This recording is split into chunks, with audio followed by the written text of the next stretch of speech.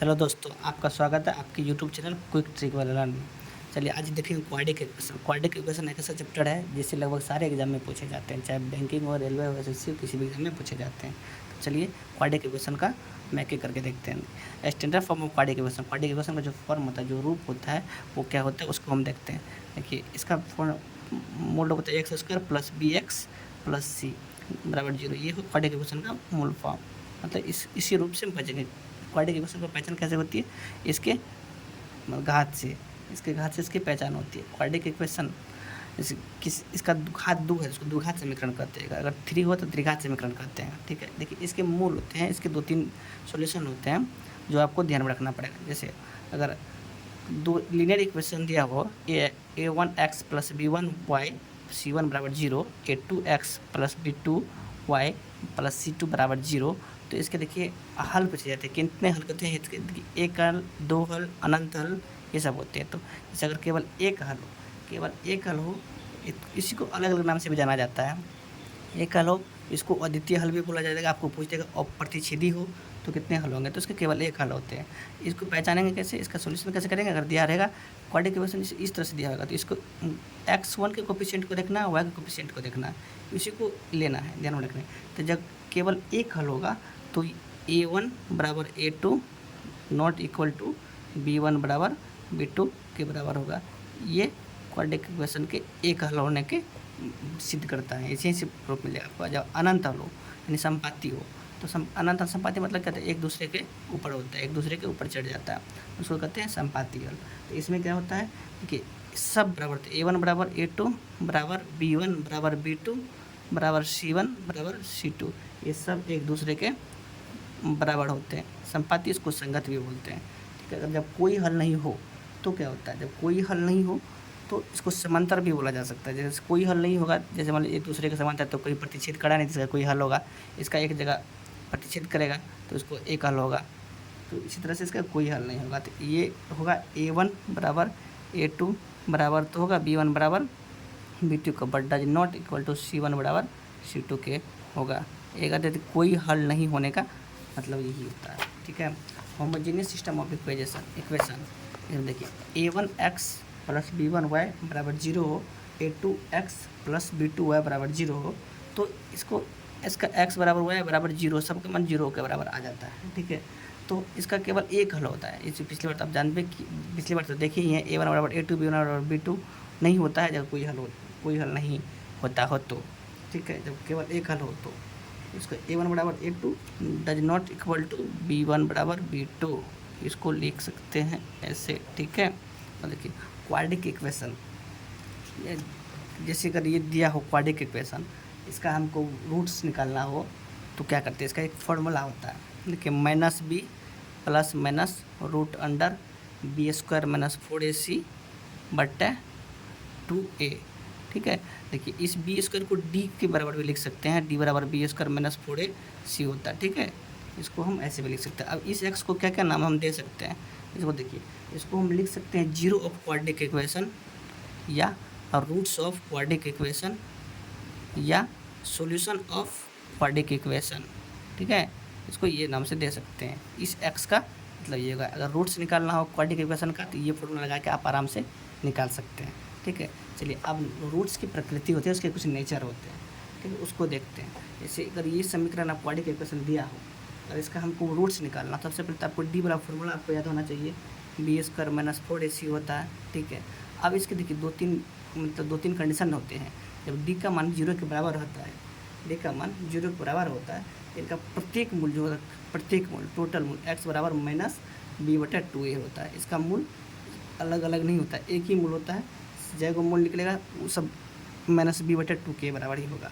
तो अगर ये डी बराबर 0 आ जाए तो इसका मूल समान हो गया। तो पहले ही हम आपको बोले इसका मूल समान होता है, इसके मूल समान होते हैं, मूल समान एंड वास्तविक भी हो गए, मतलब वास्तविक होते हैं। इसका मूल जो है वास्तविक होता है। ठीक है, तो चलिए ठीक है, अगर अब पहला कंडीशन होगा, दूसरा कंडीशन देखिए, अगर डी ग्रेटर देन 0 यानी डी का मान धनात्मक होगा, पॉजिटिव होगा, तो इसमें क्या होंगे? डी धनात्मक मतलब डी बराबर क्या होता है ये तब जानते हैं, B square minus 4ac, D का मान हमेशा बराबर होगा बड़ा होगा, मतलब बी स्क्वायर माइनस 4ac का जो मान आएगा उससे डी का मान बड़ा होना चाहिए। बड़ा होने का मतलब धनात्मक। जब धनात्मक होंगे तो इसके मूल अलग अलग होंगे, मूल अलग होंगे, ठीक है, मूल अलग अलग होंगे, ठीक है, और ये वास्तविक होंगे, रियल नंबर होंगे, ठीक है। अगर देखिए, अगर मूल डी पॉजिटिव हो, अगर एक मूल दिया हो, जैसे मान लीजिए एक का मूल दिया हुआ है ए रूट बी, मतलब ए प्लस रूट अंडर बी, तो इसका दूसरा मूल हो जाएगा ए माइनस रूट बी। इसका मतलब अगर क्वाड्रेटिक इक्वेशन का अगर एक मूल आप निकाल लिया तो दूसरा मूल निकालने की कोई जरूरत नहीं, सिर्फ उसमें आपको साइन चेंज करना, वही मूल हो जाएगा, ठीक है, ओनली सिर्फ साइन चेंज होगा। अब देखिए, अगर डी, अगर ये परफेक्ट स्क्वायर नंबर आ जाए, परफेक्ट स्क्वायर नंबर आ जाए, स्क्वायर नंबर आ जाए, तो वह परिमेय संख्या होगी, एक रियल नंबर होगा, मतलब परिमेय संख्या होगा, परिमेय संख्या होगा, परिमेय संख्या होगा, ठीक है। अब देखिए तीसरा कंडीशन का क्या होता है, डी मतलब लेस देन 0, मतलब डी नेगेटिव होगा, डी का मान नेगेटिव होगा। जब डी का मान नेगेटिव होता है, ये मूल काल्पनिक होते हैं, इसके मूल जो होते हैं काल्पनिक होते हैं, मूल काल्पनिक होता है, ठीक है। और दूसरा, ये इसका मूल अलग अलग होंगे, मूल अलग अलग होंगे, ठीक है। अब देखिए, अगर क्वाड्रेटिक इक्वेशन के एक मूल अगर 5 माइनस रूट 2 दिया हो तो सेकेंड रूट्स का क्या होगा, तो आपको ऊपर में बताए हैं, अगर जब एक मूल दिया हो तो इसमें कुछ नहीं करना है, सेकेंड रूट्स के लिए हमको क्या करना है, इसके सिर्फ हमको साइन को चेंज कर देना है, ये सेकेंड रूट से हो जाएगा और फर्स्ट रूट से हो जाएगा, ठीक है, बस यही करना है, बस सिर्फ साइन चेंज करना, बाकी कुछ चेंज नहीं करना है, ठीक है। चलिए तब आगे बढ़ते हैं।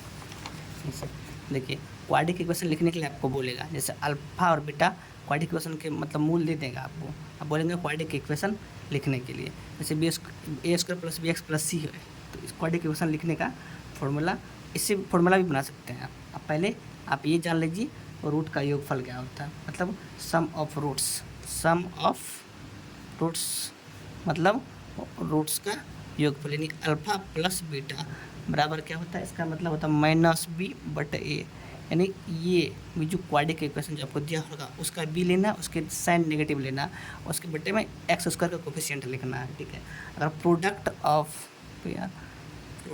ऑफ रूट्स मतलब इसके गुणनफल, रूट मूलों के मतलब रूट के गुणनफल, तो इसका होता है सी बटे ए, मतलब ये क्वाड्रेटिक इक्वेशन के सी जो अचर पद है और ए एक्स स्क्वायर के कोफिशिएंट को लिखना।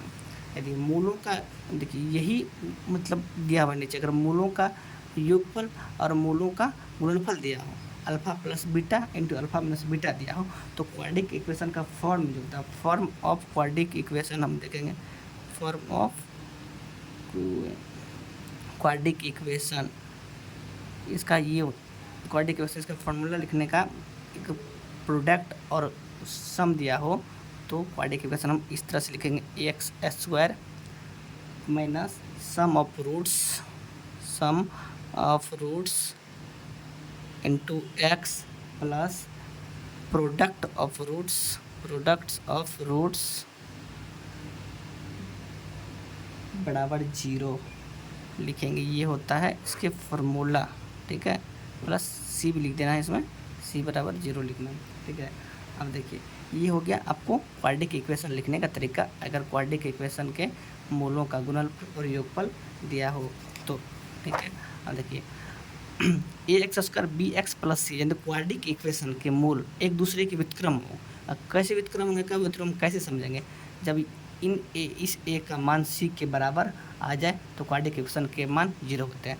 अगर इस बात को ध्यान में रखना आप लोग, ए का मान अगर एक्स स्क्वायर का कोफिशिएंट तथा सी एक दूसरे के बराबर आ जाए तो इनका जो रूट होंगे अल्फा और बीटा वो एक दूसरे के व्युत्क्रम होंगे, यानी उल्टा होंगे, ठीक है। यदि दो मूल अल्फा प्लस बीटा के परिमाण बराबर हो तो साइन में एक दूसरे का उल्टा हो, तब क्या होगा, तब b बराबर 0 हो जाएगा, b बराबर 0। अगर ये अल्फा प्लस बीटा के परिमाण बराबर है, जैसे अल्फा का मान भी 2 है, बीटा का मान भी 2 है, साइन एक दूसरे के उल्टा है, जैसे 2 और -3 है, तो क्या होंगे, b और c बराबर हो जाएंगे, ठीक है। अब जैसे देखिए, ए एक्स क्वाड्रेटिक इक्वेशन दिया रहेगा आपको, क्वाड्रेटिक इक्वेशन दिया है, अगर उनके कोफिशिएंटों का योग 0 के बराबर हो, यानी क्वाड्रेटिक इक्वेशन एक्स स्क्वायर का कोफिशिएंट, एक्स का कोफिशिएंट और सी का मान अगर 0 हो तो इसका देखिए इसका रूट्स निकलेगा, जो रूट्स हमेशा एक रूट्स तो इसका एक्स बराबर होगा 1 के बराबर होगा एक, और दूसरा जो होगा एक्स बराबर सी अपॉन ए के बराबर होगा। आप चेक कर लीजिएगा, आगे सवाल होगा इस हिसाब से बताया, इस पर बताया जाएगा, वीडियो बड़ा हो जाएगा, इसीलिए सूत्र बना के आप लोग को निकल जा रहे हैं आगे, ठीक है। अगर क्वाड्रेटिक इक्वेशन दिया है, अगर तीनों कोफिशिएंट का योग 0 हो तो एक्स का मान हमेशा 1 होगा, दूसरा सी बट्टा ए होगा, ठीक है दोस्तों। इस बात का हमेशा ध्यान में रखना। अगर क्वाड्रेटिक इक्वेशन दिया, देखिए हम नीचे लिख भी दिए हैं, क्वाड्रेटिक इक्वेशन दिया हो तो तीनों कोफिशिएंट का योग 0 हो तो एक्स का मान हमेशा क्या होगा, एक होगा और दूसरा सी अपॉन ए के बराबर होगा। इस बात को वैसा अपने ध्यान में रखिए। Thank you for watching. आगे इसी फॉर्मूला पे बेस्ड आपके लिए एग्जाम्पल्स लेके आएंगे। थैंक यू, धन्यवाद।